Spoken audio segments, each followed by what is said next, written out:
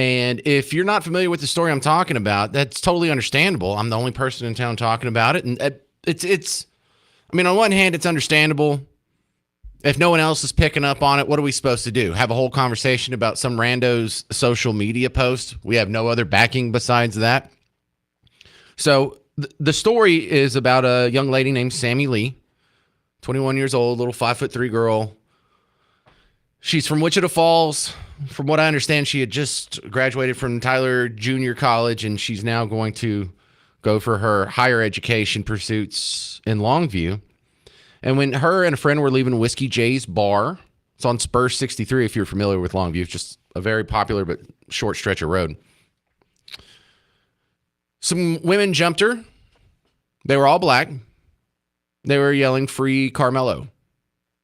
There was also evidence that they were racially targeting her based on her color of her skin. They were going to go find the smallest white girl they could. But the evidence out there was just what people were saying online. No media outlets had picked it up. The Longview Police Department hadn't talked to the media or put out any public statements. And so the concern was this was going to get completely ignored.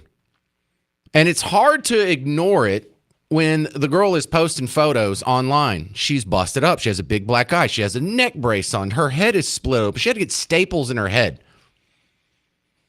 Blood everywhere. It's horrifying photos. It'll grab your attention. But the media was overlooking it because it doesn't fit the narrative.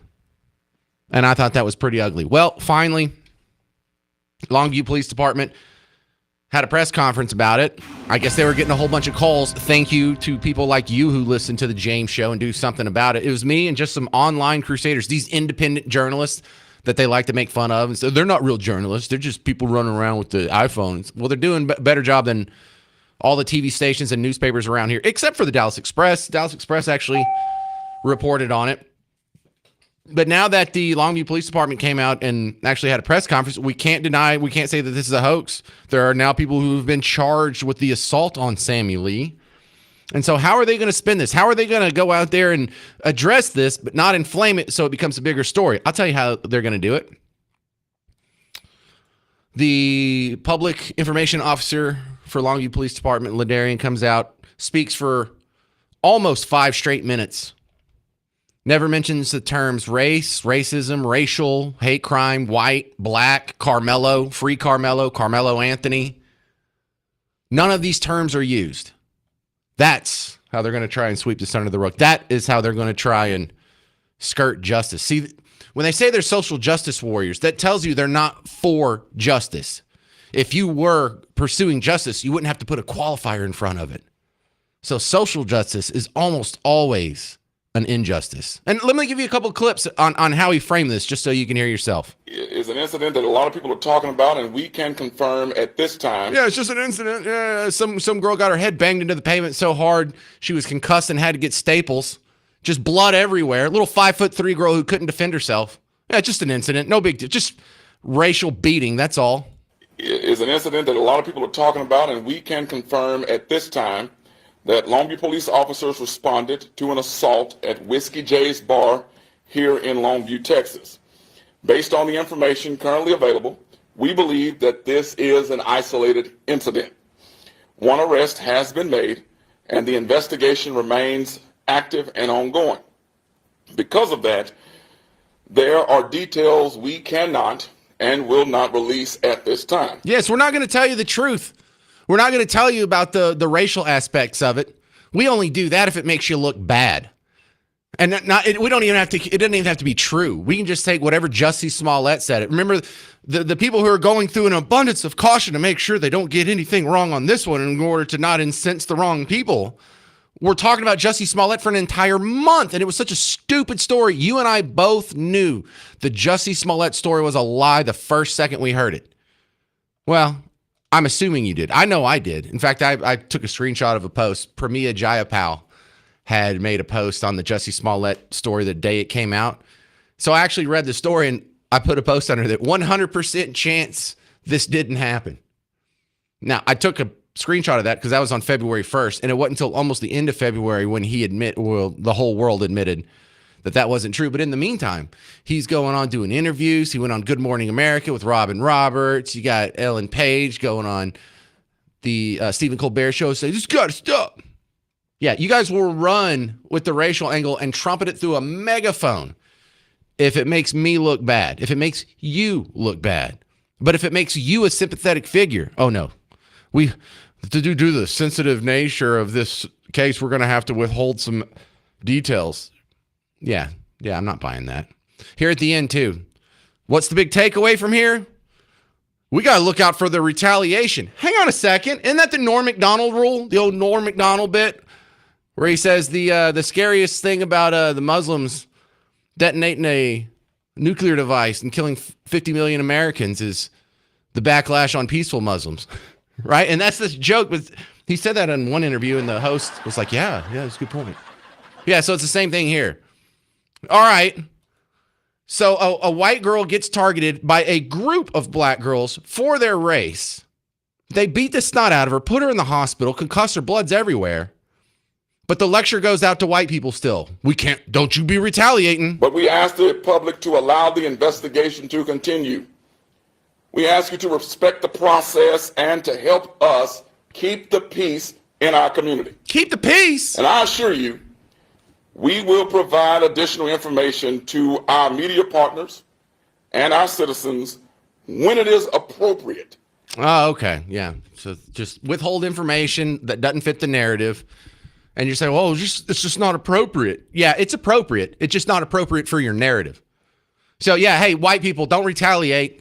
You know how right-wing, rural white people like to riot and burn stuff down and throw a brick through the front window of a Champ Sporting Goods and run out with some Air Force Ones? Oh, yeah, that's right. We don't do that. We don't have the retaliations. We don't do the Antifa thing where if Elon Musk makes this bad, we go key Teslas and firebomb his dealerships. We're the civilized ones. We're not the ones who need a lecture on we need to calm down and not retaliate and keep the peace. We're the ones getting beaten up, sir. So, yeah, the Sammie Lee case was actually written up last night in Fox News. So maybe this is the beginning of a little bit more consciousness on this. And we'll talk about it with an online guy who's been keeping up with this. Sippy Cup is joining us later on the James Show. It's News Talk 820, 93.3 FM, WBAP.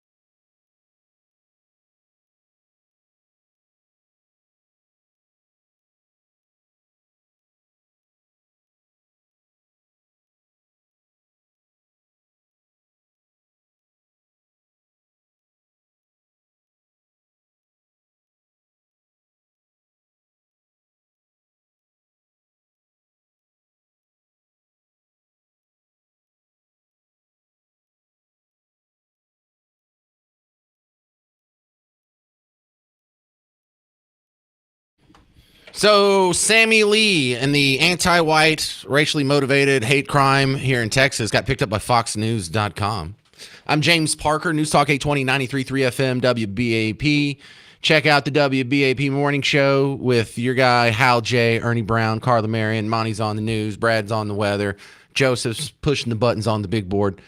Check them out from whenever you're waking up until Matlock takes over at 9. But my next guest is one of these local independent journalists who did a better job getting coverage on this and bringing it to the public attention than the old school legacy media outlets. He goes by the name of Sippy Cup. Now, he goes by that name online because saying what we say in the public sphere comes with some negative consequences, and anonymity is actually a prized commodity in our space. So thanks for coming on, Sippy Cup. First off, great coverage on the Carmelo Anthony trial. Were you in the courtroom every single day for that?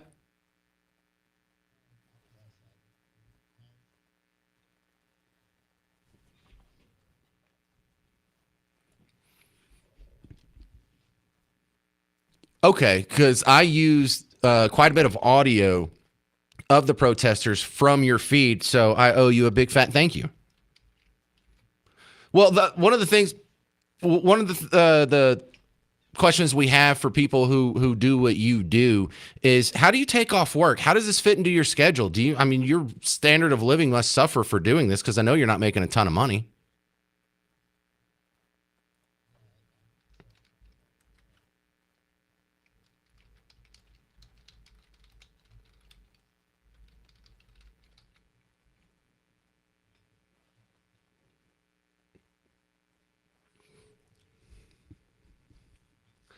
Okay, so Sippy Cup, the protesters that you were sharing with us outside of the courthouse in McKinney for the Carmelo Anthony trial gave us a good glimpse at the mindset that ended up getting this woman beat up over in Longview. I'm not saying it's the same people, but it's the same idea that these people think Carmelo Anthony was righteous in stabbing and killing Austin Metcalf in the heart. They are tribal for the most part in that conclusion, because normal people looking at the facts, I mean, most black people I know think that was a bad stabbing. But this seems to be a dangerous group of people. If they're going to get the case that wrong and then be acting on it violently, that's a real security concern.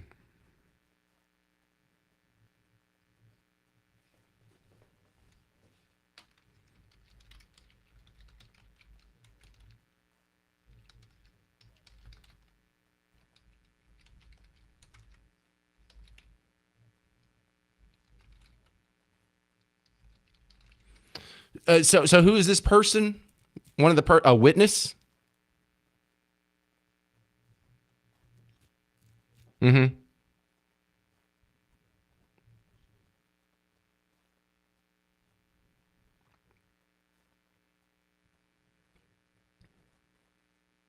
Oh, but that's the Carmelo Anthony trial.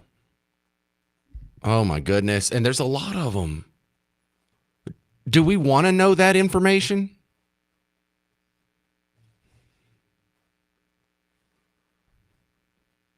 Well, so you can accost and intimidate them to send a lesson to anyone else who wants to testify against the narrative. Good Lord, Sippy Cup. All right, we're talking with Sippy Cup, a independent journalist who is at the Carmelo Anthony trial, and now in the aftermath, we have the Sammie Lee story. What do we do about the fact that these hate crimes seem to be ignored if they don't fit the narrative? I mean, can't we force the media's hand on this?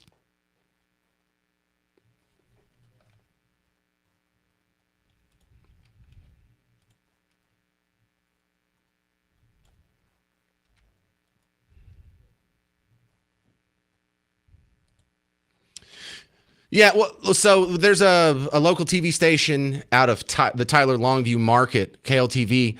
They wrote it up as if someone just got beat up in the parking lot. They didn't mention the race of the victim, the race of the perpetrator, the racial angle, the free Carmelo aspect of it. And so there was no mention of hate crime or any of that language in there. So they're kind of just reporting on it in order to say we reported on it, but man, we sure do not want the outside world to know what this really was. The Fox News article actually had the pictures of her with her wounds. They had the Free Carmelo quote on there, and then they had the backstory on Carmelo Anthony and Austin Metcalf a little bit to just sort of say this is the continuing storyline of this other issue that we've been having culturally, and Fox News did it better than the local station.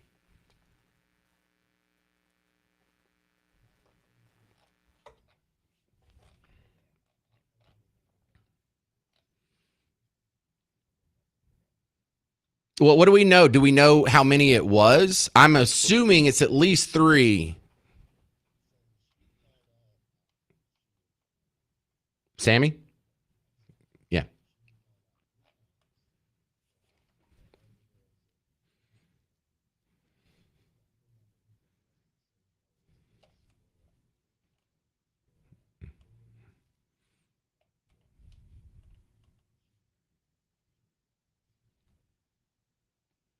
All right. Well, it's good to finally have you on the show. I really appreciate the great work you did with the Carmelo Anthony trial. Too bad the reverberations from that are still being felt. This is Sippy Cup, y'all. Go find him online. He's a good follow on X. Are you on other platforms as well? I just know you on X.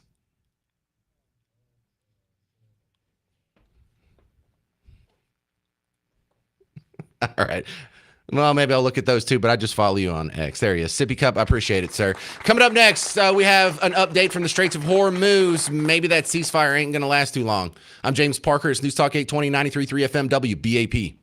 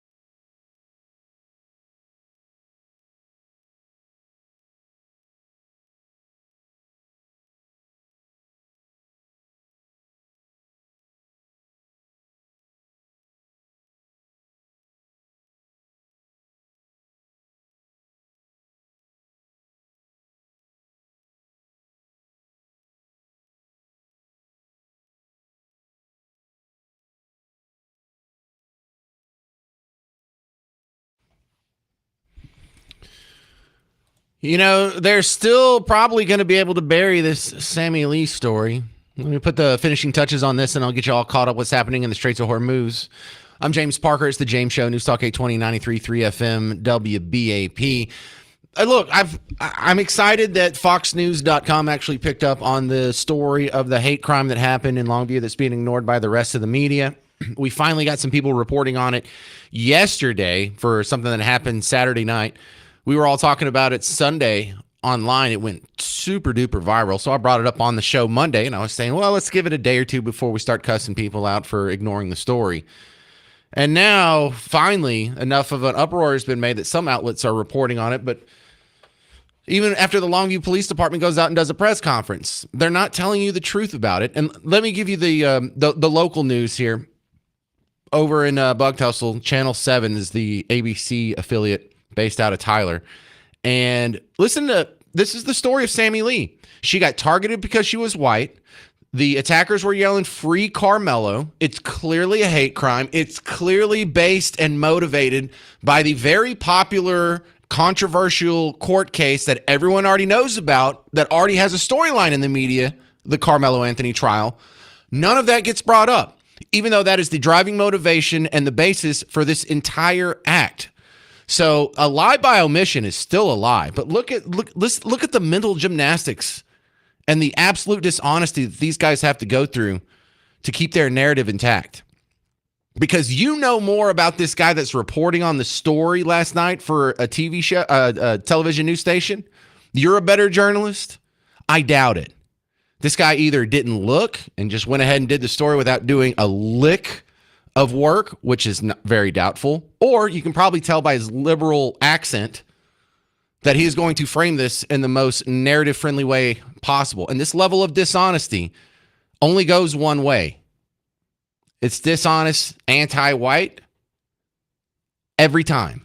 We're starting with new details that are coming in about a reported assault at an East Texas nightclub. Good evening, and thank you for joining us. 21-year-old Ciaria Ann Fuller of Longview has been charged with assault causing bodily injury. The arrest comes after Longview police got reports Sunday of an assault at Whiskey J's on Spur 63. KLTV7's Michael Richardson is reporting tonight what we know so far. We do not, as a community, answer one wrong with another wrong. Longview Police spokesman Ladarian Brown speaking after Ciaria. Wait, isn't that a crazy thing to say? No, your community, sir, Ladarian, actually answered one wrong with another wrong. What the hell are you talking? You just get on the microphone and like, we don't answer all wrong. This community doesn't answer a wrong with another. You just did. And now you're putting another wrong on top of that by covering for the fact that it was racial animus. You're putting a third wrong on top of it, Ladarian. I'll let him continue. Fuller was arrested and charged with assault causing bodily injury. At this time, we do not have verified information to support any broader threat to the public. Fuller was... Yes, you do have information. You just use, it's not confirmed. Oh, okay. Okay. We have a lot of, we had it since Monday, sir. Maybe you should listen to the James Show. Maybe somehow the James Show is better at law enforcement and investigating crimes than the professional police department in Longview. I doubt it. I doubt it, sir. You're playing stupid. Booked into the Gregg County Jail after police responded to reports of an assault Sunday outside Whiskey J's on Spur 63 in Longview. Longview police won't say what the incident was. We are also aware of social media conversations concerning retaliation, division, and attacks between members of our community. So look, that's an important part. If it's just on social media, he can talk about it here. Oh, yeah, we heard about the retaliations and the violence. Yeah, well, what about the part on social media where it was reported they said free Carmelo and they're targeting a white girl? He can't tell you that part because it hasn't been confirmed. But there's other stuff on social media that also hasn't been confirmed but fits the narrative. He can tell you that. This is a level of dishonesty that should cost anybody their job. And if your narrative requires this level of dishonesty to stand public scrutiny, there's something wrong with your narrative. Those statements are being reviewed seriously. Fuller is the only arrest made in the case at this time. Here, I'll just say the trouble here. They don't say race. They don't say racism. They don't say Carmelo. They don't say free Carmelo. They don't say hate crime. They don't do any of that. They covered it all up. Then they give you a lecture at the end. Well, I better not see any retaliations. Yeah, white people, quit running into our knives chest first and getting beat up in parking lots. You're out of control. Jason in Fort Worth, you're on News Talk 820, 93.3 FM, WBAP. Hey, James, I was going to let you know I personally spoke with Sammie Hang yesterday. on. I recognize your voice. You said you were from Halton City last time? Yeah, sir. Okay. Same area. All right, everybody, just to catch you up, Jason's daughter was with Sammie the night of the attack and a witness. Correct? Correct. All right, so what's the new info? The Longview Police Department has asked her twice in the last couple of days to please remove her Facebook post because, they didn't give a direct reason, but we can only assume because they're trying to keep this, a little bit squashed because the natives are restless now in East Texas on both sides. And she told them no, and I encouraged her. I said, no, do not. It's been her post has been shared a few thousand times. There's a few thousand comments on her post.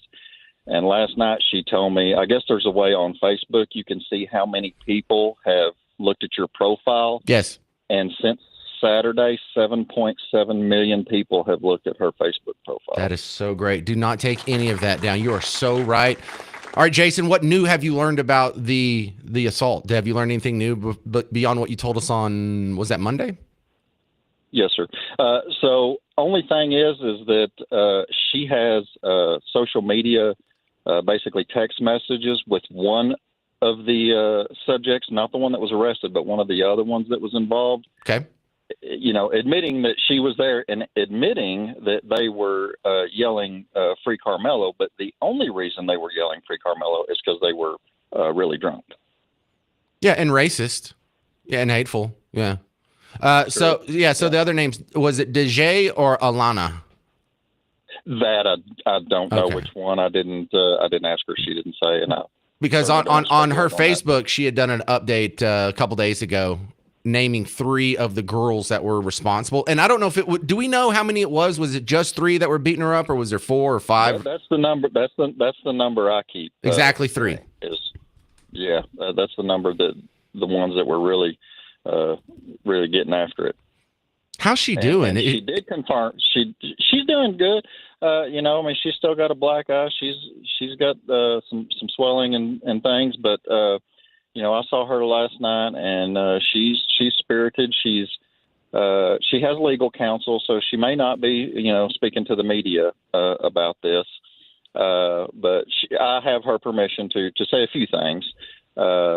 But this isn't going to go away. And I found out this morning that allegedly someone from the FBI called her and said they wanted to speak to her.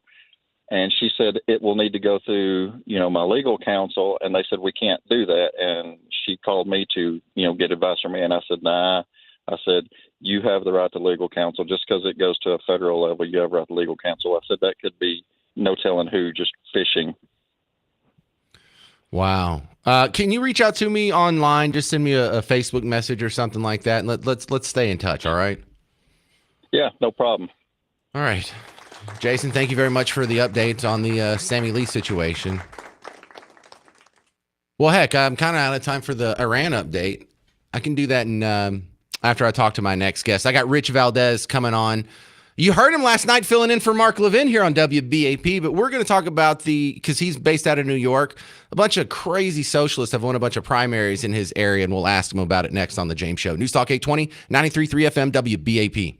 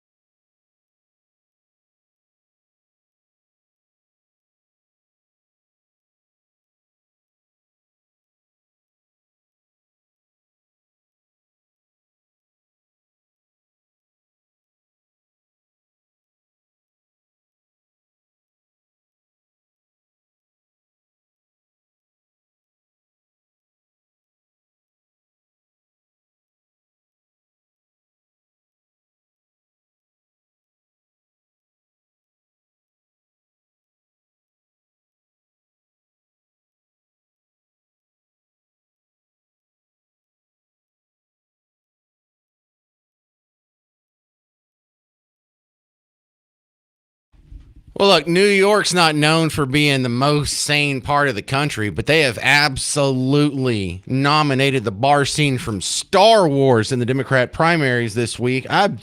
It's even worse than you would expect. We've got some communists, we've got some socialists, we've got some people who want to end Western civilization. I mean, the jihadist stuff is almost like the fourth scariest thing they've got going on. And our next guest, the guy who is in New York City and also... New York City! You just heard him on WBAP last night, filling in for the great one, Mark Levin. Rich Valdez coming back on the James Show. Rich, I'd never heard of any or most of these people until this week. I imagine you've seen some of the campaign audio that's been thrown around. How crazy are these people that just got nominated? James Parker, thanks for having me on, brother. Listen, I want to say this. I had not heard much about AOC during her campaign against Crowley, who was at the time the number 3 congressperson in Nancy Pelosi's hierarchy back in 2018. And guess what? She wasn't taken seriously by the media or by the Crowley campaign, came up from behind and stole this thing. I think they paid a little bit more attention to some of these races right now, but not enough. Why? Because they felt like Adriano Espaillat, who was the congressman for New York 13, a Dominican guy, very liberal, very left-leaning, and he's been there for 10 years, 5-term incumbent, and he was, almost laughing it off, saying, look, my opponent says this and that, and he didn't take it seriously at all. And guess what? He got spanked, right? So did Dan Goldman. So did the borough president, and these Claire Valdez, Brad Lander, these people, and Daria Lisa Avila Chevalier, these people have, this is not a surprise. They're coming up and taking these things because they have built a genuine coalition. And I hate to be the bearer of bad news, but nobody's doing anything to stop them. The Democrats are resting on their laurels. The ones that aren't resting on their laurels are afraid to fight back. Republicans are barely non-existent. Look what happens when we get a Republican to run in New York City. You get the richest man in the world, the president of the United States, and a disgraced former governor that all get together in cahoots to try and take him out. So absolutely insane what's going on in New York. It's going to get a lot worse before it gets better. Well, Rich Valdez, the coalition you talked about seems to be the weirdest grouping of people. You have like the LGBT group that's in a coalition with the group that likes to throw LGBT people off of buildings. And I don't get that. Yeah, well, let me explain. So basically, the way this populism movement works, and it works the same way on both sides, you've got populists to the right and you've got populists to the left. On the left, they just get together and they go with the most popular idea they can come up with that will coalesce people that are angry at something, right? So, Hey, are you gay? The straight people hate you. All right, join my team. Hey, are you a Muslim? Well, guess what? We're Marxists and we have more in common than you do with those guys. All right, come with me. And they just start building these coalitions of getting people that are malcontent. And once all these malcontents get together, then they throw in a couple of bombs like, hey, you know what? I think Joe Biden's a rapist. You know what? I hate Nancy Pelosi. I hate Trump too, right? So now they're like, oh, you know what? That's how I feel. I feel disaffected because most people don't care about politics. And that's how you get these new voters involved, especially when you weave in a little bit of white guilt, right? Which is a real thing that these young transplants feel in New York City. They're like, man, I'm living so good. I'm making $170,000 a year. These people are on the streets doing crack. I got to be doing something, or I got to help them out. Let me vote the way they want me to vote. Rich Valdez, is it a given that these people are going to win, or is there a chance that the voters could say, all right, that's too much. I'd rather vote for a Republican than that guy? Listen, I always give a chance to we the people. I believe that there are a lot of people, but I think this breaks down by age, right? So the biggest predictor here is going to be how many young people versus how many old people. I think if you're older than maybe 40 years old, there's a chance that you'll vote for a Republican. I think there's zero chance, maybe 1 or 2% of anybody younger than 40 voting for a Republican because they have student loans. These people are saying, we want to give you the train for free. We want to give you this for free. We want to do this for free. These people want to take everything from you. They're the ones making it unaffordable. This is about affordability. It was their economy that did this to you. You need to be with me wearing a keffiyeh in solidarity with Islam. Rich Valdez, are we going to hear you on WBAP again tonight? I can never tell you, even if I was, because that stuff is always tight-lipped.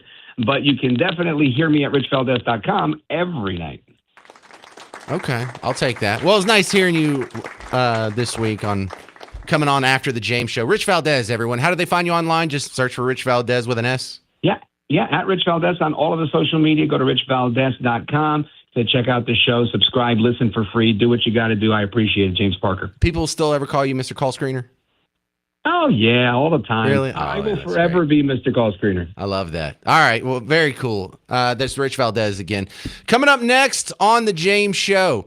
Well, we've got to take a time to look at some local news. Two things that are driving people crazy: the data center argument and what's going on with City Hall and the improvements and all the construction that's happening down there. I'm James Parker. It's News Talk 820, 93.3 FM, WBAP.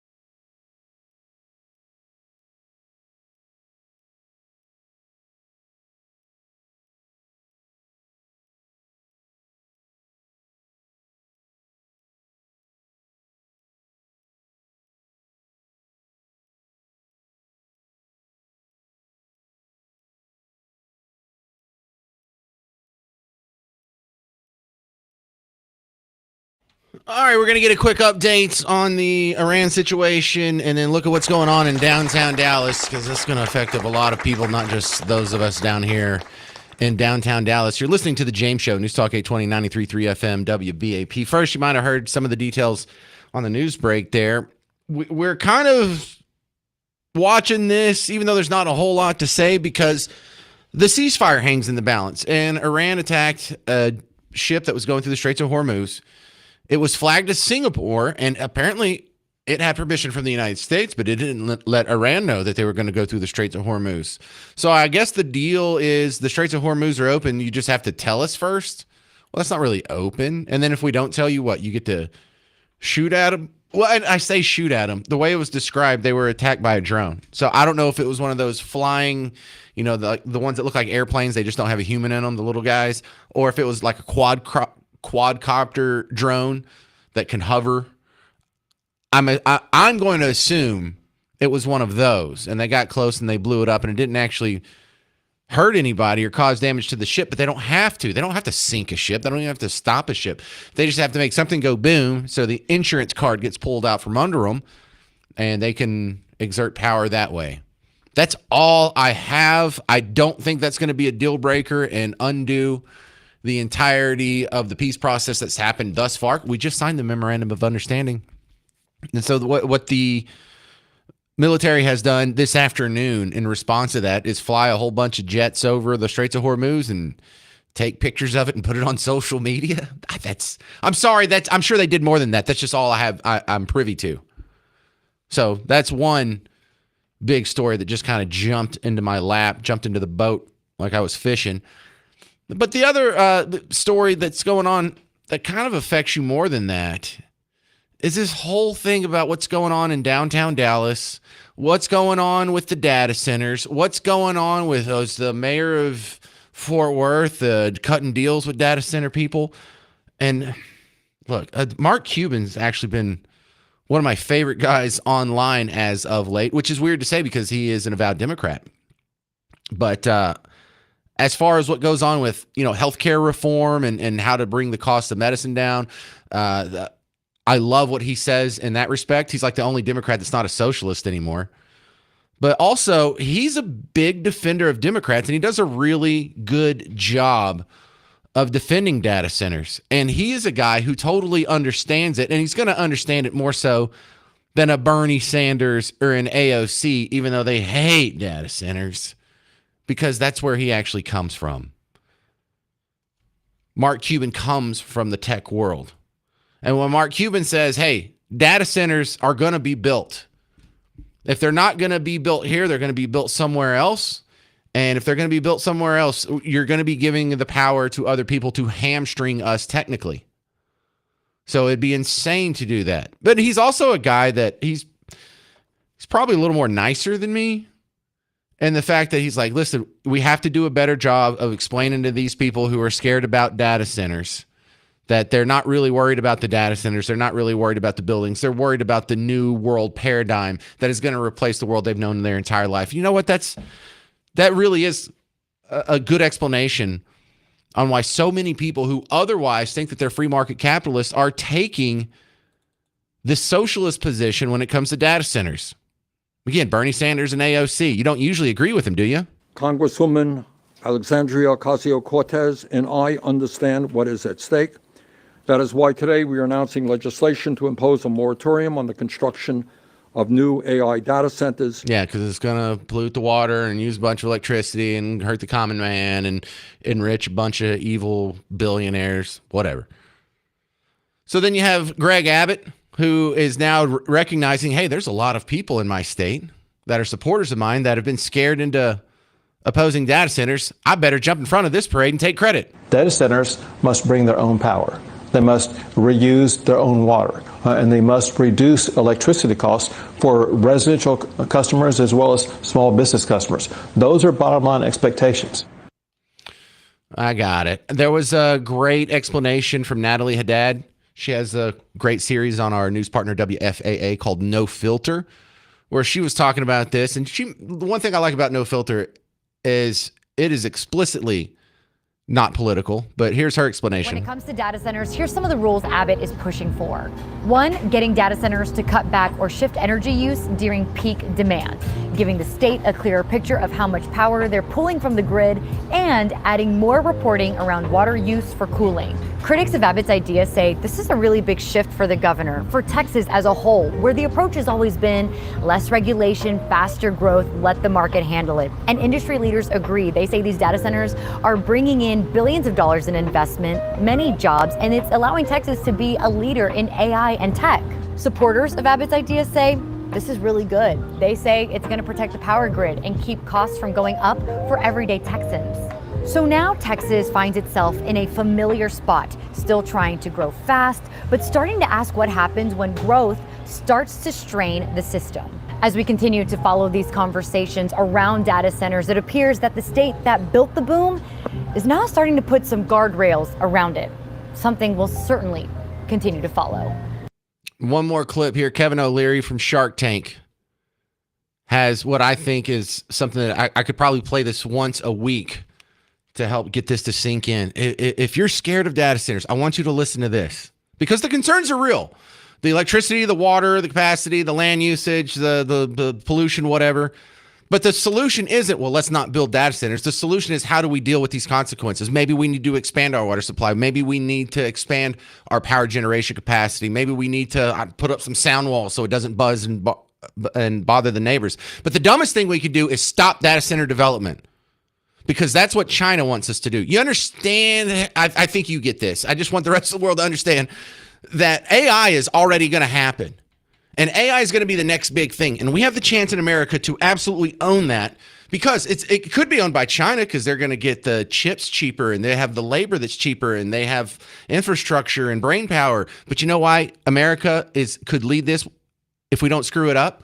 Because China is going to censor the hell out of it, and they're going to try and control it, and they're always going to try and manipulate it to get whatever they want. We have freedom over here. We can win this race if we just stay out of our own way.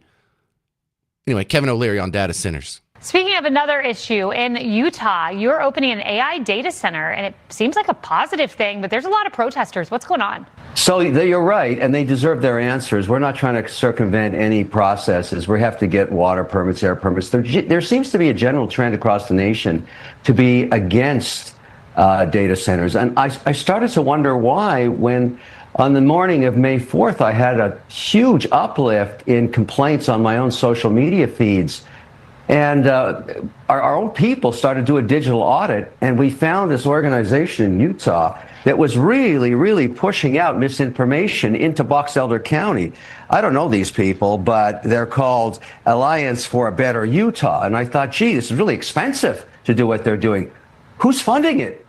So I launched an audit, and lo and behold, this money's coming from China. An organization called Alabella, and I'm going to publish it over the week. So he did all his forensic accounting on that. Congrats! If you disagree with me on data centers, you are on the side of Bernie Sanders, AOC, and the Chinese Communist Party. Would you like to explain yourself? I'm just kidding. You don't have to explain yourself.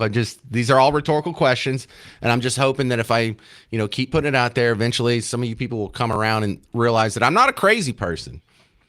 Coming up next on the James Show, Chris Putnam from Dallas Express. We're going to do a review of some of the big local headlines of the day that are affecting our fellow Texans. And then we're going to talk about the big party that we're having. WBAP and Dallas Express are hosting a birthday party for America's 250th birthday on July 1st. Details on all that coming up next on the James Show. News Talk 820, 93.3 FM, WBAP.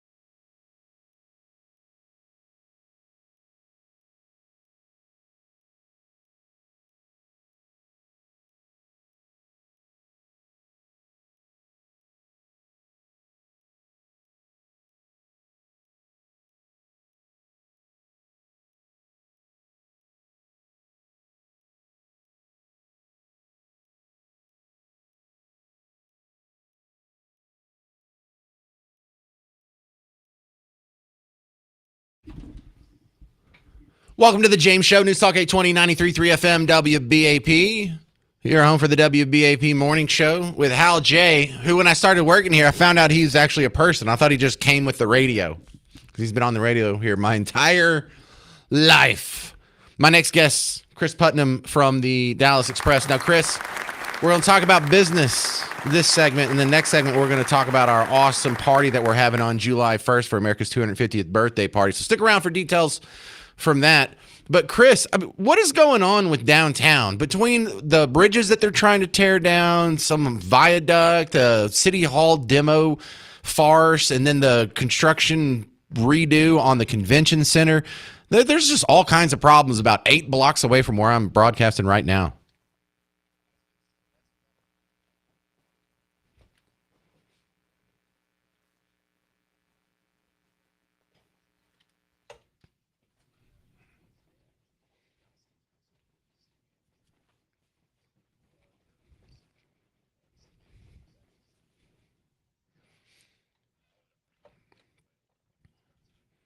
Can you do the voice?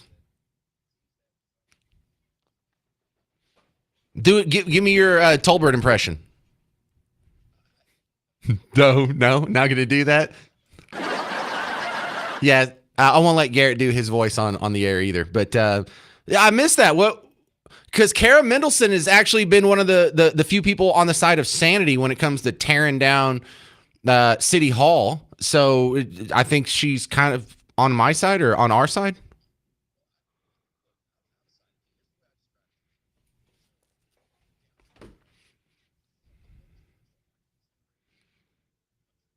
Behind only Seattle.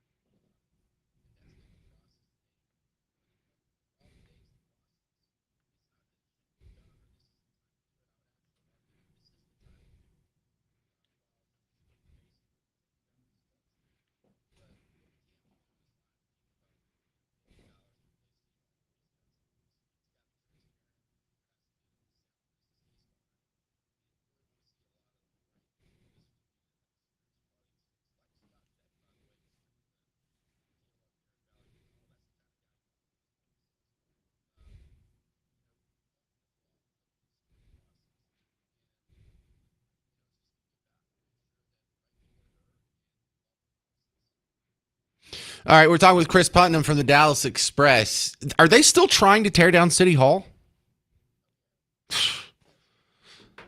Okay, were they addressing? I thought today's meeting was to address the cost overruns and maybe the change of plans on the Kay Bailey Hutchins Convention Center.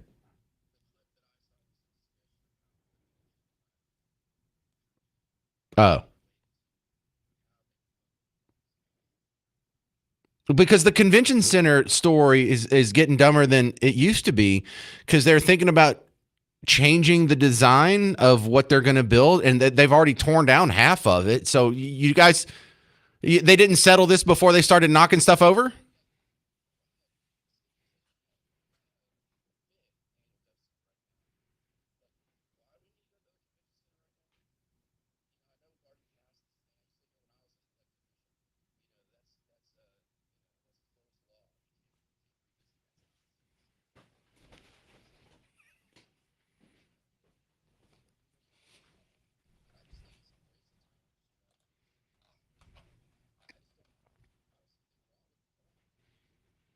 Oh my God, no. Heck no, there's nothing wrong with it. But there's always an excuse to spend more money. And, you know, before they ask for another bond, before they ask for another raise in taxes or another fine or another fee or another revenue stream, Can we just stop all the billions of dollars they are setting on fire with dumb things in downtown and dumb things with DART and public transportation? We just can't stop doing dumb stuff. Yeah, $75 million well spent. Can't we just give them the American Airlines Center? It's about to be abandoned anyway. All right. Yeah, we got to take a quick break here. Chris Putnam, CEO of Dallas Express, is with us. Next, we're going to talk about the big party that we're throwing on Wednesday that you're invited to, and you really have no excuse unless you're not ambulatory or you're in hospice or something. It's centrally located geographically. It's not going to cost you anything. It's going to be safe. It's going to be a bunch of cool people there. I think Garrett will be there, but you should come anyway. And here's the best part. It's free. So stick around. Details on America's 250th birthday party with Dallas Express and WBAP next on News Talk 820, 93.3 FM, WBAP.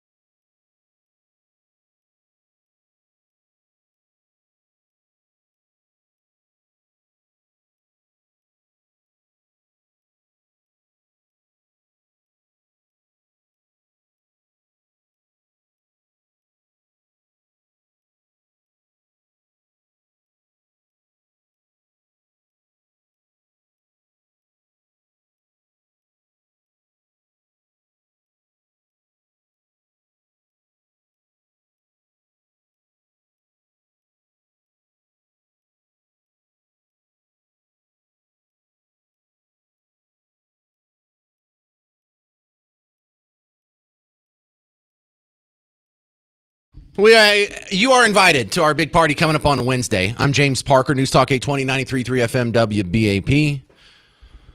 We're continuing with Chris Putnam from the Dallas Express because Chris Putnam is joining forces here because he's the CEO of the Dallas Express. They're getting together with WBAP to have America's birthday party, and we're going to do it Texas style, and it's coming up Wednesday, and here's all the bullet points.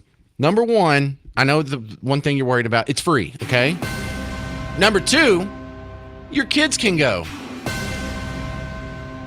Number three, there is going to be good live red dirt Texas country music that's pro-American. Rich O'Toole. Food, drinks. I'll be there. That's another big one. And coming up next week, we're going to announce some more of the other big names you might know that are going to jump on stage. But Chris Putnam, it's kind of sad. I feel like this should be a bigger story, not specifically our one event, but shouldn't this be a bigger deal that America's turning 250? I don't remember how big it was for the bicentennial in 1976. I wasn't born yet, but I feel like it was a bigger deal. They were like issuing commemorative coins, and there was all kind of like swag and paraphernalia I remember seeing when I grow up. And it's almost like enough people in this country hate the country so much they don't even care about this big landmark.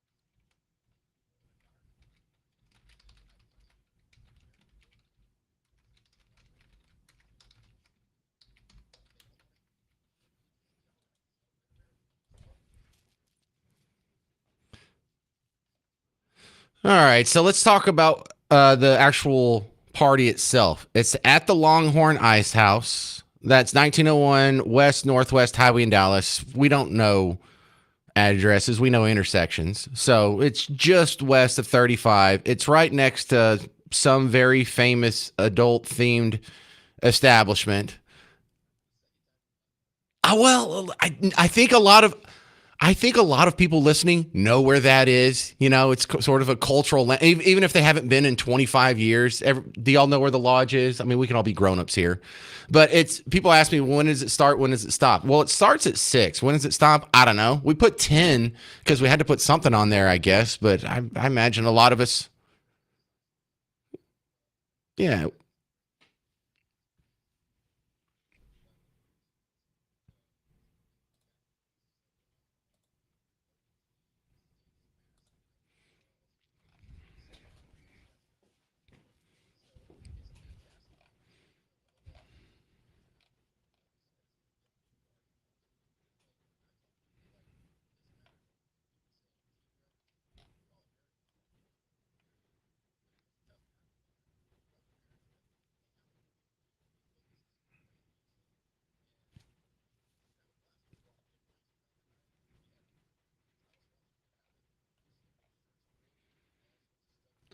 Well, and these sponsors are the reason why it's free. The guys that have signed up and put up the money are the reason why you guy listening that's invited can bring your entire family, your beautiful wife, your kids, and it's not going to cost you anything.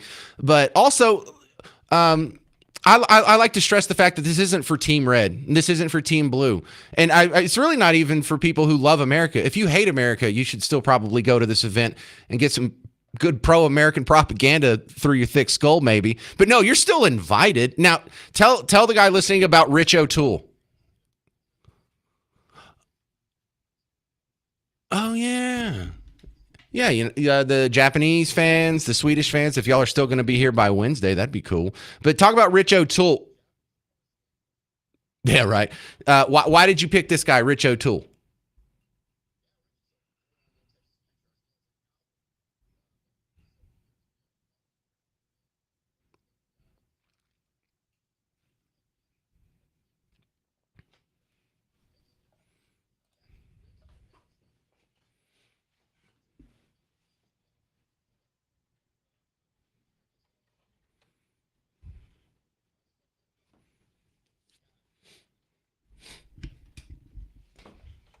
Oh, yeah, explain the VIP for the people who don't like free stuff and they just insist on paying to go to the party. What do they get for their money?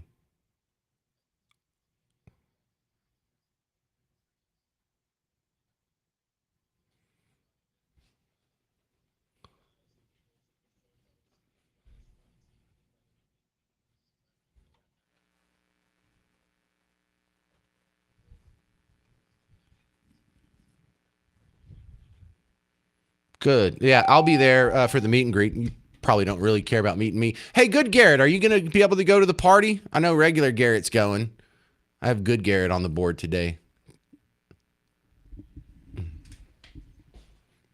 Oh, yeah, we're going to have the promo table there with a whole bunch of WBAP branded swag on it, so that's cool. And I would like to do my favorite America song, but since kids are going to be there, I don't know how I do an edited version of this.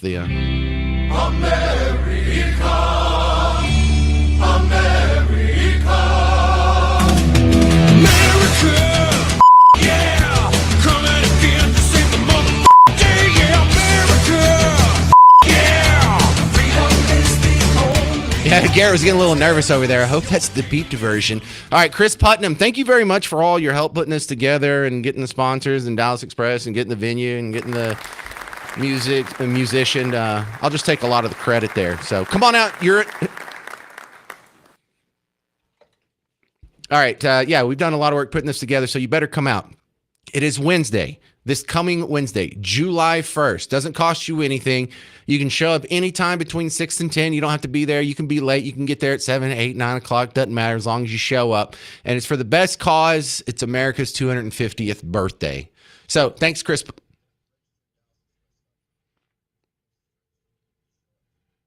Oh, yeah, especially if you want the VIP. That's the DallasExpress.com website. All right, coming up next, shouldn't the 250th birthday of America be a bigger deal? I'm James Parker, News Talk 820, 93.3 FM, WBAP.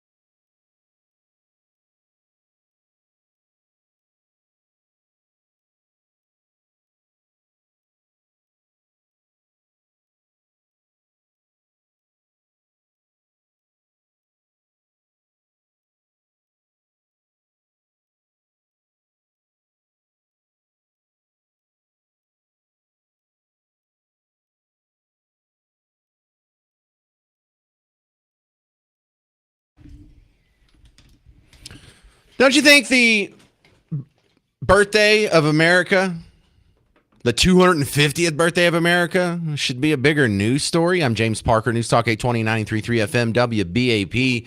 You know, I thought that we would be ramping up into it and we would just have a star-spangled red, white, and blue barf all over the summer. I thought it would be something you couldn't escape. I thought we'd have flags on every corner. I thought it'd be one of the stories in every newscast. Guys, we are 1 week away from 4th of July weekend, 250th birthday party of America, the greatest country the world has ever known. And it's barely making a blip. I mean, I know we got a lot going on. I know we got like the World Cup and Iran war and other goofy stuff going on.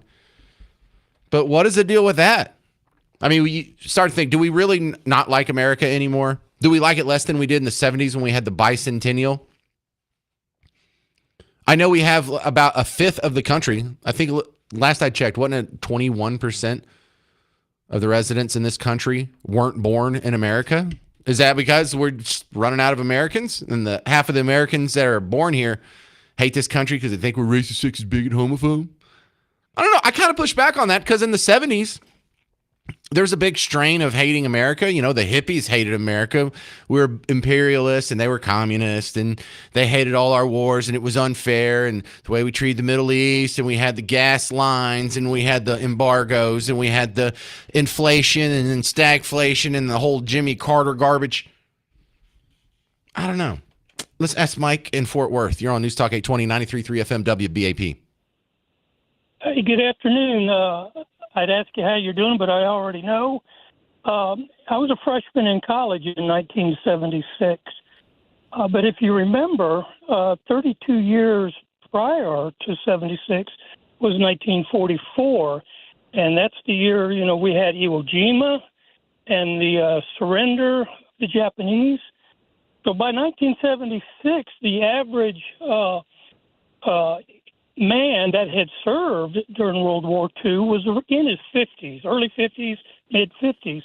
So we still had a lot of those that survived. We still had a lot of patriotic individuals involved that year. Well, this year, I'm retired Navy. My son's retired Marine. We've got two Army retirees in my family. We've got every branch covered in my family except Coast Guard.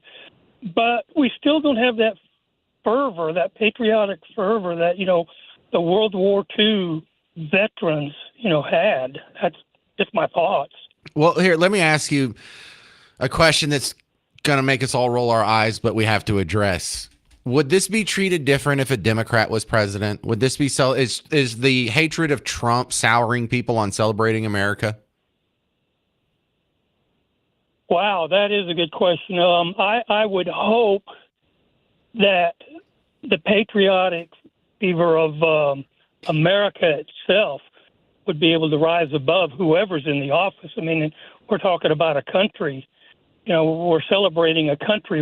I'm rereading James Thomas Flexier's book on Washington right now, and I would hope that, you know, we're celebrating a country. We're not celebrating who's running the country. These people are deranged. Listen, the people are ignoring and covering for 250,000 rapes of white Christian girls in the UK because it doesn't fit the narrative. I think they'd be willing to overlook the birthday of this country in order to not say anything nice or put any glowing spotlight on Donald Trump. These people are deranged. Well, you know, Robert Bork wrote a book called Slouching Towards Gomorrah, and he talks about there being a downward spiral that was postponed by World War II. But then after World War II, with Korea and then jumping into Vietnam, that spiral started accelerating. I haven't read that book, but that I can already tell that makes sense because I felt like there was a big downward spiral that was stopped by World War II because FDR was just putting us on the slow road to hell there because he came up with all the social programs, the Social Security, and he started with the food stamps and the work projects, and then he got us off the gold standard, and he started doing just all of these things that if World War II hadn't have showed up, we very well might have ended up like most of the socialist part of Europe. I might have to read that book. Robert Bork, huh? Yeah, it's an excellent book. I've read through it twice. Sometimes you have to, this is, Robert Bork. He's a, brilliant, judge. So sometimes you have to read a paragraph 2 or 3 times before you really catch what he's saying. Oh, who am I kidding? I'll get the audio book. Thank you very much, Mike in Fort Worth. I appreciate it, sir. All right. If you're looking for a family adventure this summer, it's not too late to make plans to go to Moody Gardens. They got an aquarium, the Rainforest Pyramid, live animals, interactive attractions. You can win tickets from us. Text Moody to 800-288-9227. That'll put you in a chance to win tickets. If you want to just go ahead and skip the line and buy tickets, go to moodygardens.org. And I know if you're a native Texan, you have to go to Galveston to the beach at least once in your life. When you've gone over the causeway, when you see those little pyramids off to the side, every time you go to Galveston, the one road in, that's Moody Gardens. So it's a great holiday for the family. Text the word Moody, Moody, to 800-288-9227. 800-288-9227. All right, coming up next on The James Show, we're going to get a rundown of the ICE protesters. They got the script flipped on them, and I think you'll love this audio coming up next. I'm James Parker. It's News Talk 820, 93.3 FM, WBAP.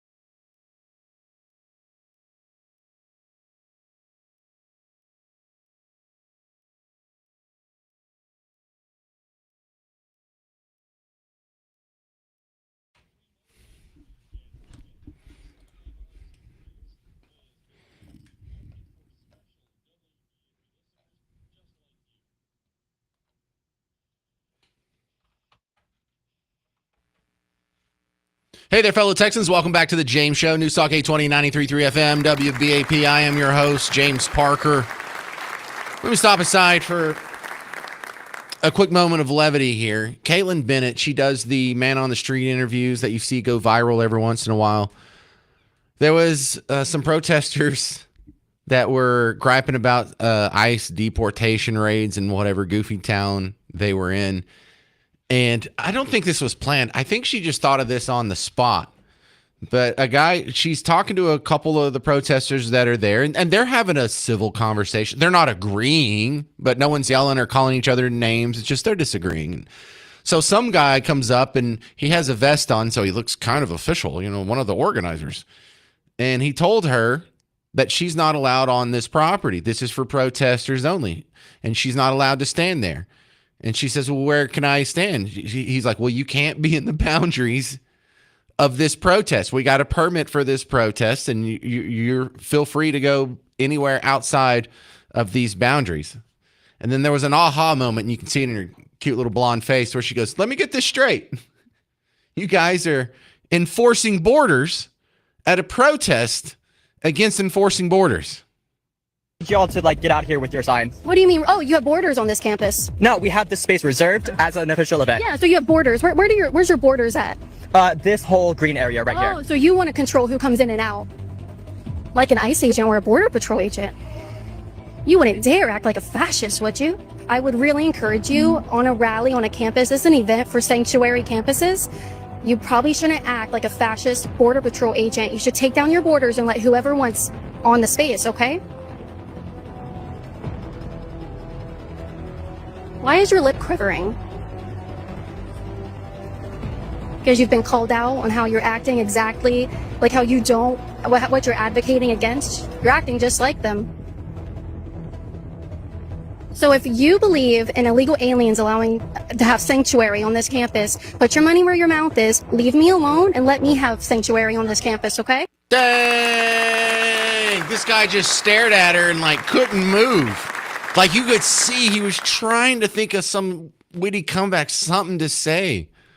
But it was such a complete and thorough own. He had nowhere to go.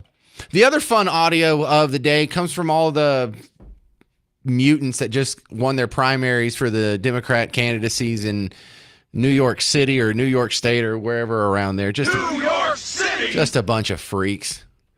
You want to hear some of this stuff? Here's one of the socialists. White men, genocide, immigration, yada, yada. Immigration in a different way. We hear all these, white conservative men talk about who does and does not belong here. And look, this nation was founded on genocide and the mass displacement of people. It's just the history. And to say that some people cannot belong here, it's come on. You can leave first is what you mean. Yeah, such a convincing argument. Come on. That's your argument, really? The idea that you can't keep people here, just come on. That's not an argument. That's not that you're not explaining your position. I get it. You hate straight white Christian men. We're all evil. I got it. But look, let me give you a real summary here instead of just making fun of them. We have a couple people that were running through a little bit of a summary on who some of these people are. This is Chloe from the All Things Politics podcast. What happened in New York last night should terrify everyone, and here's why. New York held their Democrat primaries, but instead of electing normal Democrats, voters chose their farther left socialist candidate. These guys, all backed by Zohran Mamdani and all America hating. This one, Daria Liza, she recently converted to Islam and said she would use the American flag to wipe if she forgot a napkin. And she co-founded a group at Columbia whose stated mission was the total eradication of Western civilization. She's going to Congress. This one, Claire Valdez, ran on granting citizenship and voting rights to illegals using your tax dollars for trans, surgeries, and the elimination of private insurance. Communist in Congress. Brad also won, but he's technically Jewish, so he had to pretend not to be and do this to get elected. Say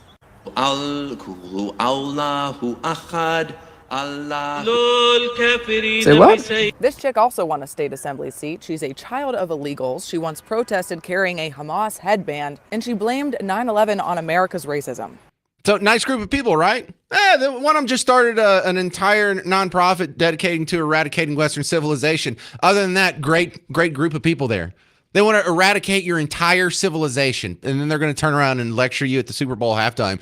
The only thing that Trump's hate is love. Dude, you want to eradicate my civilization. That New York. I'm sorry. And then after hearing all that stuff that should scare anybody to the other side of the room from these people, they support terrorism and Hamas and hate America and eradicate Western civilization. Joy Behar's reaction on The View, it's like, yeah. It's not scary. That New York is a bellwether for the whole country. No. But obviously, New Yorkers are not watching Fox constantly. And so they're not afraid of the term democratic socialism. If I fall down, I want an ambulance. If my house is on fire, bring your hose. You know what I mean? Yeah. We are looking, I'm not scared of the term. I think they're scared of the term in this country. But Social Security is a democratic socialism. Partly unemployment insurance is. The people who pick up your garbage, the people who take the fire out at your house, all of these things are democratic socialism. And there's a major reaction formation going on right now. If you see, we'll see soon, we're talking about it later, about Republican senators are turning, congressmen are turning on Trump. And people have had it with this right-wing, nasty politics that we've had to subject ourselves since this guy got into office. Yeah, he's bad. Not like the socialists who murdered 100 million of their own citizens in the 20th century. No, Trump's the one we have to be scared of. Why would anybody be scared of socialism? I don't know, gulags. I don't know, the Soviet Union. I don't know, murdering a bunch of the Khmer Rouge and the Red Scare. I don't know, Maoist China. The fact that people in Venezuela had to break into the zoo to eat the animals. Oh, yeah, but look out for Trump. So, what's her name? Farrah Griffin, the token half conservative on the panel of The View, actually did a little bit of a pushback on this one right after Joy said that. You just talked about these goods and services. You want the police to come. You want the fire department to come. Well, one of your new candidates, Avila Chevalier, who won last night, wants to abolish the police and all prisons. She was asked 4 times, how would you deal with somebody who committed murder then? What is your plan? And she dodged and didn't answer. She tweeted that Obama is evil, Biden is a rapist and a war criminal, and bleep Kamala Harris. These were not people running on an affordability agenda. These were left-wing extremists that were elected last night at the expense of moderate Democrats. So a seat that you guys do need to win if you want to take back the House. I don't like the way she sounds at all. Well, that's what I'm saying. Well, So but she's not the party. But she's one person. But that is the point, is these candidates that were endorsed by DSA, the Democratic Socialists, were extreme candidates. Coming up next, you'll hear Scott Jennings and the reaction of the CNN panel to the parade of mutants that just got nominated for Democrat candidates. And 800-288-9227. I have a lot more funny audio of these people coming up next on The James Show. News Talk 820, 93.3 FM, WBAP.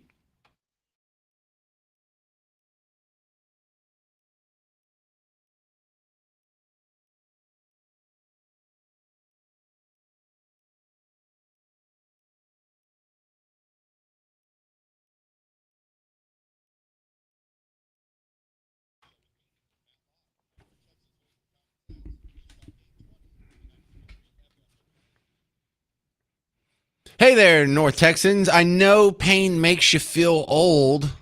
Would that mean if we got rid of your pain, that would make you feel younger again? James Parker here for QC Kinetics.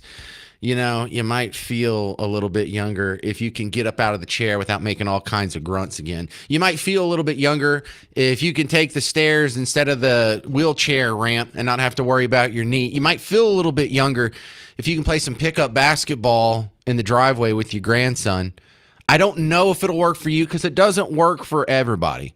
But that's what the free consultation's for. You find out what your injury is, what your condition is, the therapeutics that are offered by it. And look, they use big words, some regenerative treatments or whatever. They'll explain what all that is and all the different treatments and angles they can use to fight it.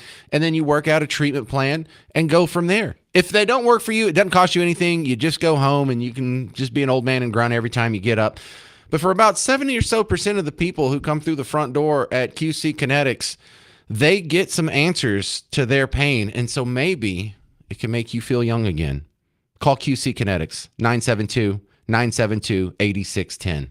972-972-8610. 8610.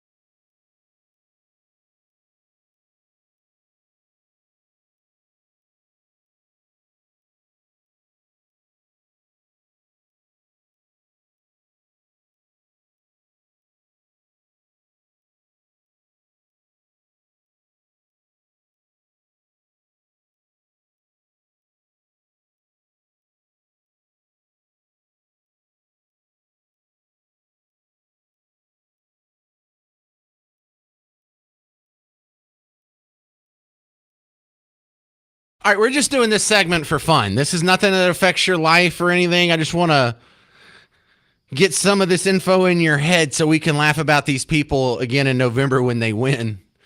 By the way, I'm James Parker. You're listening to The James Show, News Talk 820, 93.3 FM, WBAP. If you like me, you'll probably love our morning show. Check them out whenever you wake up on your way to work. Hal J., Carla Marion, Ernie Brown, Monty Bennett, Brad Barton, Joseph Haidt, the whole crew. Check them out. But earlier this week, they had some primaries in New York, and it's for the whole state, not just, New York City. And man, some of the incumbent Democrats lost their primary, and in almost all of these situations, they lost it to someone that was further left than them. And they were already pretty far left to begin with because they were a Democrat from New York. And a lot of them around the city, I mean, they're in a hyper blue area, and they just weren't hyper blue enough. So who replaces those people? Well, wait till you meet some of these great people. Like this was probably my favorite one. Immigration in a different way. We hear all these, white conservative men talk about who does and does not belong here. And look, this nation was founded on genocide and the mass displacement of people. Yeah, mass genocide. Name a country that wasn't a mass displacement of people. What about Turkey? You know, like the Turks aren't from Anatolia. Anatolia is that little peninsula that pretty much is the whole of Turkey now.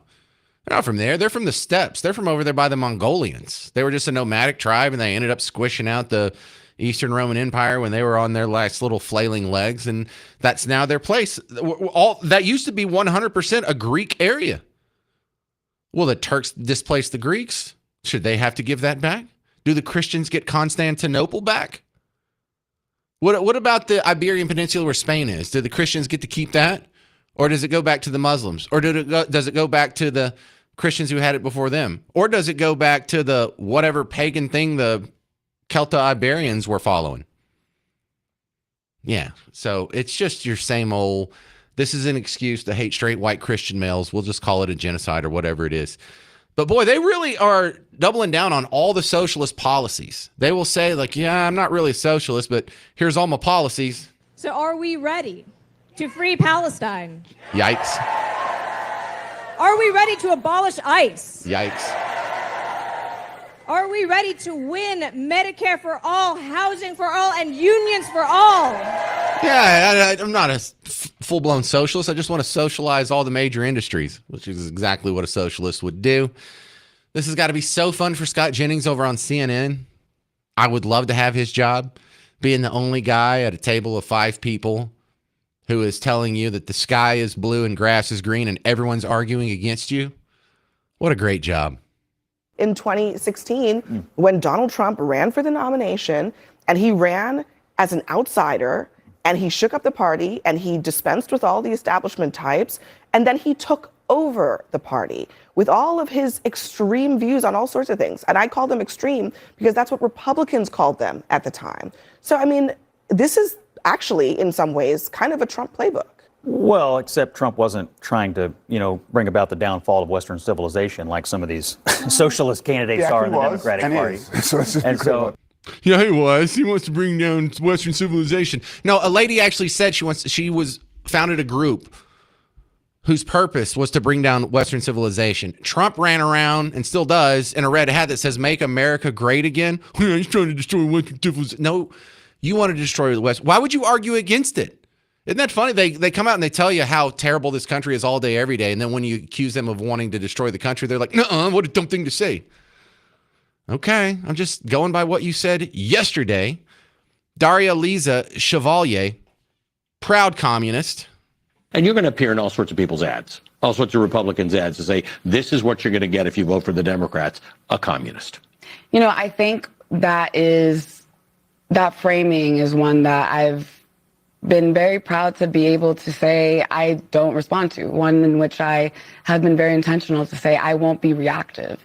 We are presenting a vision of what we're fighting for, and I think for far too long we have had politics that is reactive to what Republicans are doing. Yeah, I'm a communist. I don't even have to react to it. I don't even have to answer the criticism. Yeah, I'm a communist. Here's Aber Quas, one of the new candidates that just won her primary earlier this week, and her worldview is basically a nice little mishmash of racism, capitalism's bad, Islamophobia, all that good stuff. And finding that, the system of capitalism and racism and white supremacy, et cetera, and Islamophobia have all been used, to colonize lands, right, to take resources from other people. And so this is like a long trajectory. And we're just seeing the manifestations of that continuation, right, with 9/11. And so a lot of times when people are asking us to respond about, attack, right, if you look back, historically, right, a lot of us come from lands that were colonized, lands where wars are being waged, right, a lot of times because of U.S. policy or the policies in Europe. And so I find that we can connect over that, but then also that the idea that we have to apologize for a terror attack that a couple of people did, and then there is no apologies or reparations for genocides and for slavery, et cetera, is something that I kind of find reprehensible. Now, that's okay, Aber. I mean, I have no value in your opinion. No one who is wearing a hijab is going to lecture me about how oppressive Western white men are. Lady, your society makes you wear a scarf over your head when it's 104 degrees and 90% humidity in Dallas. Your culture does that to you. And you know what happens if you're not wearing the hijab out in public and you don't have a male relative there to defend you? They are free to rape you. I don't know, ask 250,000 white Christian girls in the UK. Yeah, look out for those white guys, though. These people are probably going to win their seats. These people are probably, I think she's going to be in the assembly, but a couple of those people I'm playing are probably going to be congressmen in January of next year. And it's so ridiculous, this whole push that Trump is a Nazi, that you're a Nazi, that we're all a bunch of mouth breathing, I'm foaming at the mouth, bloodthirsty murderers waiting to just be inspired by one form of bigotry or another to start killing our neighbors. And it's just so ridiculous. Here's a comedian. Now he's telling a joke here, but he's making a solid point. And the reason it's funny is because it's true. This is Hans Kim, who was on a recent episode of Kill Tony. Yeah, we are at war right now with Iran. We've won 4 times already. Now, when the Epstein list dropped, everyone in a third world country was like, oh no, they're going to need a distraction.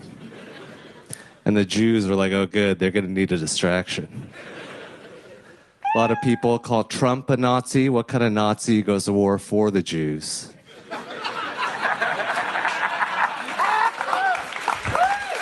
See? I wish he was a Nazi. Maybe gas would be $5 a gallon right now. Okay, funny, but true. He is in one breath accused of being a puppet of Israel and going to war on behalf of Israel. In the next breath, he's a Nazi. Make it make sense. Well, no one can make that make sense. 800-288-9227. 800-288-9227. I'm James Parker. It's The James Show. News Talk 820, 93.3 FM, WBAP.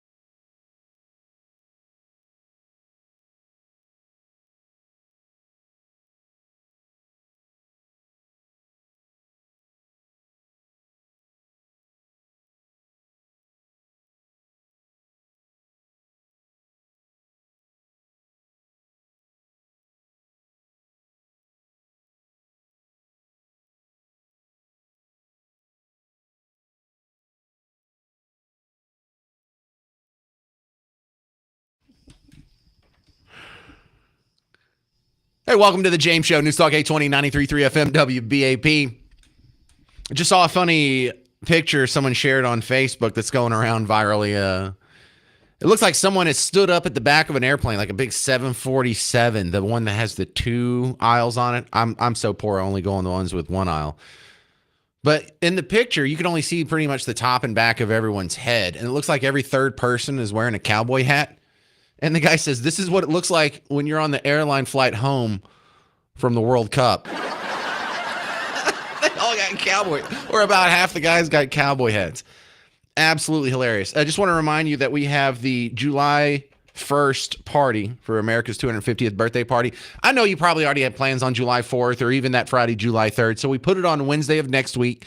Come on out. You're invited. It's going to be absolutely free. If you want to get in the VIP meet and greet and lounge with the food and all that, you can get your VIP tickets at DallasExpress.com. But your kids are invited. You're invited. It's all ages. Doesn't cost anything. And I would love to meet you. So come on out and party with us next Wednesday. Mark in Dallas, you're on News Talk 820, 93.3 FM, WBAP. Hey, James, thanks for taking my call, man. I just want to introduce you to the future Nick Shirleys and Charlie Kirks and Jake Langs right here. My nephew turns 14 today. His name is Jonathan. I'll let you talk to him real quick. Oh, yeah? Okay. Hi, James. My name's Jonathan. I turned 14 today. I also want to say to your radio channel that Trump is not a socialist, and I don't believe that, well, fascist or socialist, and I don't believe any form of socialist Marxism should be allowed in our country. I believe America is the greatest country that has ever been known to the world. God bless you. God bless America. Well, listen, nephew, what's your definition of socialism? You're 14 years old. You're making some bold statements here. Let's see. Do you know what you're talking about? Socialism, red, like the USSR. The opposite side believe in like poor folks should have like poor folks should be equal. Well, yeah, I get the point of communism, but it never has worked really. Because if everyone's having equal amount of pay, it doesn't turn out very good for the economy, and it really provides for only the government. You know what? That's pretty good. That's probably better than most people's definition of socialism. All right. Well, at 14 years old, look, the fact that you're listening to talk radio, news talk radio at 14 years old means that you are a step ahead of most of your compatriots, especially in your age group, of knowing what's going on in the world. Man, stick with it, and you're going to be a force to reckon with by the time you get out of college. Nice meeting you, bud. And a lot of people that say like they know about communism, I bet they haven't even read a bit of Karl Marx at all. Ooh, have you read Karl Marx?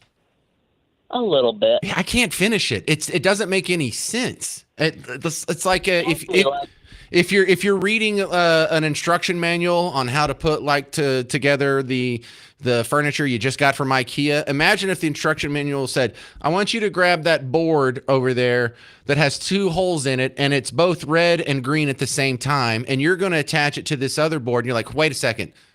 It can be red and green at the same time. And then like the instructions after that, they just go on built on this false premise. And that's what I feel like whenever I'm, and thank you very much for calling in the show, guys. I hope we hear from him in the future. I like having the younger guys along. But yeah, I want to challenge you, guy listening to the James Show right now, or gal, go try and actually read Karl Marx and tell me how tough it is. I tried that. I tried to read Rules for Radicals from Saul Alinsky at one time. I thought, Hillary Clinton wrote her college thesis on this. I might want to know what this lady's all about, what she thought was so important that she made her final most important project in her college career about this book. And this was when she was running for president in 2016. I got through like a chapter and a half, and I was, this is trash. Who even believes this? And then it dawns on you. They're not stacking up fact on pattern, on logic. They are actually taking their worldview and backfilling the explanation to fit the conclusion. 800-288-9227. 800-288-9227. Coming up next, I'm going to talk about Camp Mystic filing for bankruptcy and how this is just a lose, lose, lose for everyone involved. I'm James Parker. It's News Talk 820, 93.3 FM, WBAP.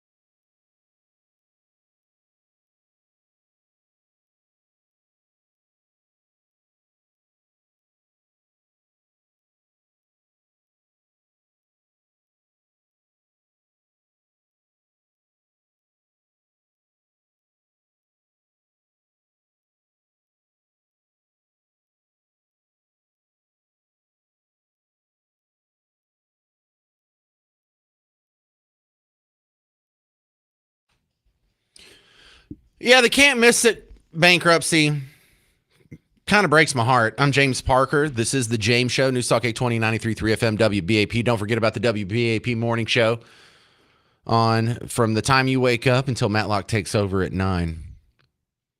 So Camp Mystic, last year, it was this coming weekend. It was 4th of July weekend last year that there was some flash flooding not too far away from Kerrville down in the hill country. And was it 25, 27 people lost their lives? Most of them campers, a few counselors, and the guy who owned Camp Mystic.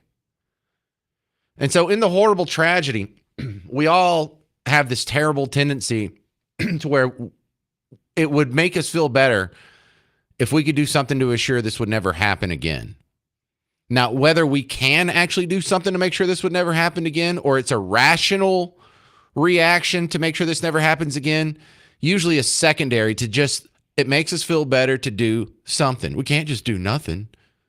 We got to make sure this, we're going to work to make sure this never happens again. Well, I'm sorry, but you're not ever going to make this flawed human endeavor something that doesn't have accidents, that doesn't have danger, that doesn't have death, that doesn't have boo-boos. And there is such thing as being so safe that you have sucked the joy and quality of living out of life. For the Camp Mystic, it made a lot of people feel better to say, well, the camp should have done this, or if they would have done X, Y, Z, then everyone would have lived. Well, that's great. That is so easy for you to say after the fact. But what that implies is something really ugly. And I don't think most people realize what an ugly statement that is.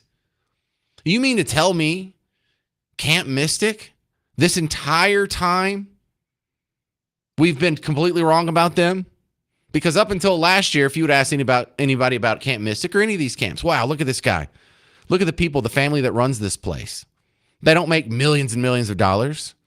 They must really love kids. They do this just to see the joy on the kid's face. It makes it all worthwhile. And what a great endeavor. They don't get a whole lot of glory. They don't get to be on Good Morning America. They're not going to get any awards, but all they've done is make thousands and thousands and thousands of memories with young little Texas girls for decades. So clearly they love girls. But in this fantasy scenario, if it rains too hard, now all of a sudden they're indifferent to the suffering and death of little girls. And so we have to pass some new laws and give some new powers to politicians to make sure that doesn't happen again. It's a logical fallacy. It's a logical impossibility. It's like dividing by zero. The Camp Mystic people don't care about girls. That was their whole life. That's like saying because some farm got flooded, well, I guess this cowboy doesn't care about his horses. Are you kidding? That's his entire life. He's more destroyed than anybody. And so then what do? You make a bunch of laws. It's just some knee-jerk, terrible reactions, and all you've done is either make camping more expensive and therefore less available for the middle and lower class among us, or the camps shut down altogether. You know how many summer camps shut down this summer? I have 4 kids. I've heard all the stories. And I don't know what the exact number is, but some people were saying, like, man, it feels like half of the camps have closed in Texas compared to last year. And I don't know if it's that high, but it might eventually get to that high. And so we've passed all these regulations for something that had never happened before, that will probably never happen again. We're never going to go back and revisit these regulations. They're just going to be stacked on top of the regulations that happened from the disaster before and the disaster before and the complaint before and the cost before. And we never go back and think, is this really helping, or is this just something we're doing to make us feel better? Is this something politicians are passing for a virtue signal? Is Texas really better off with half as many summer camps for kids, and the ones that remain are more expensive? And I'm not saying it's an acceptable loss. I'm indifferent to the death of 22 dozen little girls out there. But there is such thing as being too safe. Well, we can't do anything that could put a kid's life at danger. Well, you put them in a car every day. Life comes with some inherent risk, and trading your freedom for security never works out in the long run. Why do we keep running into this brick wall of stupidity? Can we just accept the fact that businesses have a built-in incentive to not kill their customers? Businesses have a built-in incentive for repeat customers, for word-of-mouth business. And if you kill your customers, you get neither. You will go out of business. And plus, it's just a horrible thing. Like Camp Mystic is just over there counting their dollars. Yeah, I don't care if girls die. I don't care if this happens again. We'll build our next cabins even lower in the valley.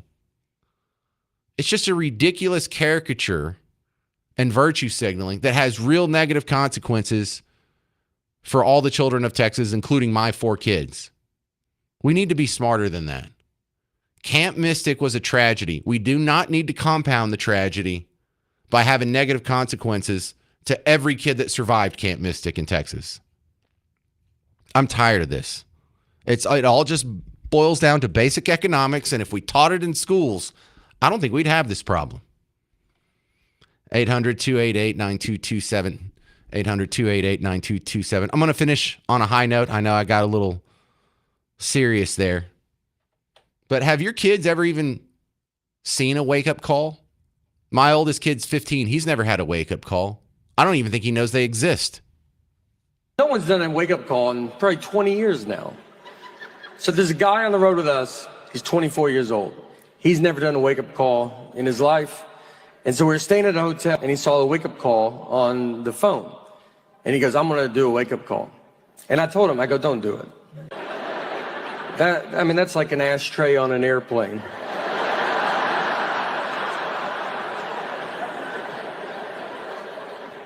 But he was like, no, I want to do it. All right. So he set it up. Next morning, his phone rings. He doesn't answer the phone. He doesn't know that's the main part of your job. You got to answer the phone and let the guy know you're awake. So then that guy, who's young too probably, is like, I guess I got to go knock on the door. I've never even seen this service used, so it must be the most important person alive. So he goes up and he starts knocking on the door. But he still doesn't answer the door. The guy goes in the room. I swear this is real. Because look, there's 2 young people, they don't know what they're doing. I love that.